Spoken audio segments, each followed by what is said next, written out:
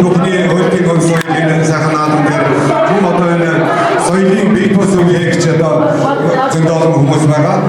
Надад ч одоо уран бүтээсэн олон зүйлүүд байна.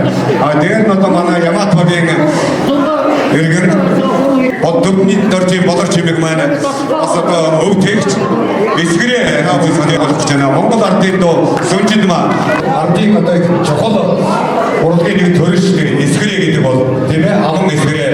Одоо нөгөө хэл хуур, төмөр хуур, одоо зөндөө олон одоо хулсан хуур гэж байдаг. Эдгэртэй адилхан ардын одоо энэ аман одоо аялуулдаг юм маш чухал юм гоё урлагийн төрөл байна.